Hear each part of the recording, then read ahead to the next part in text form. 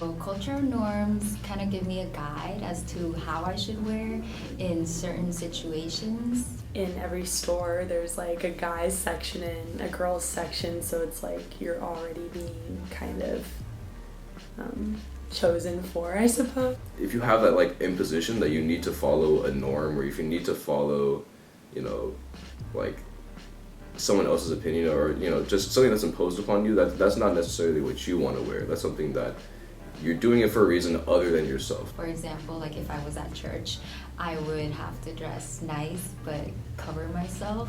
Oftentimes, there's a cultural norms in terms of what I call like flex, for example, which is like, you see a lot of people wearing high-end fashion designs. You see people wearing, in the streetwear culture, brands for respect, So with male clothing, I feel like they're very limited to just t-shirt, pants, jacket, shoes. I'd say I think of pants, like pants, shorts. I think maybe more neutral colors. Working in retail, it's honestly like there's a very set uniform for what is male clothing. Pants, there's shirts, jackets. Also, the colors are usually very monochromatic and just like usually dark, like gray, black. Maybe sports attire. That's a good one. We go the opposite route of that, like tuxes. Pretty much, we have a stock list and set of what is acceptable, and beyond that, you have like skirts, or you have like flowy items. You have anything that's longer than like your waist, for example, like as a coat. Normally that's not seen as something that's normal. Typically, female clothing have more variety. Like we have dresses, rompers, skirts. Maybe more like warm colors, dresses, skirts, things like that. And we can get away with basically bright colors, and we can wear heels, boots. Tighter fitting clothes, that's a big one for sure.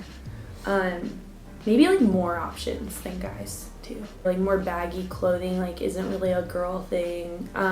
Like especially for certain events, like girls are expected to wear certain things. Like I don't know, you could think of like weddings, for example. Like you have to wear like a white dress.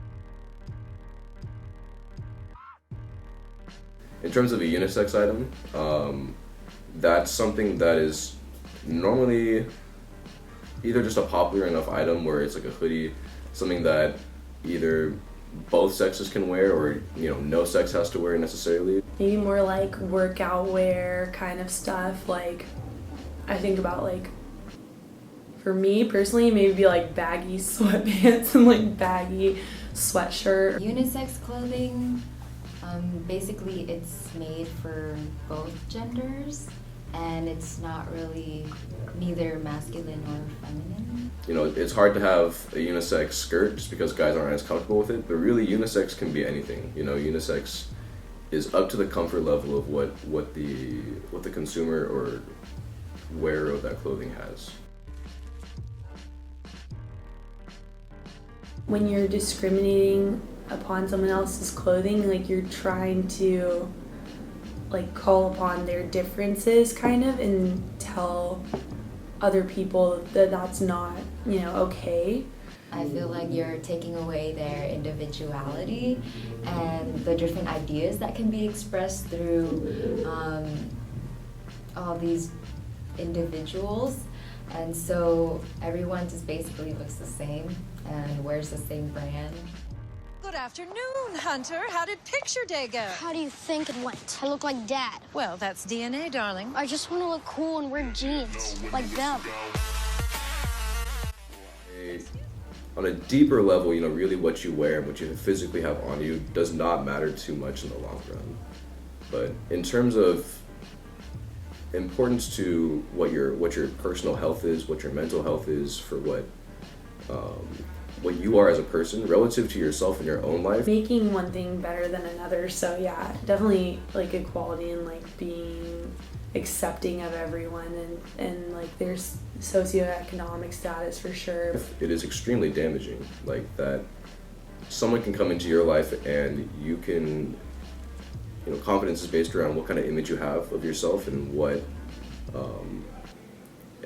kind of light you see yourself in. So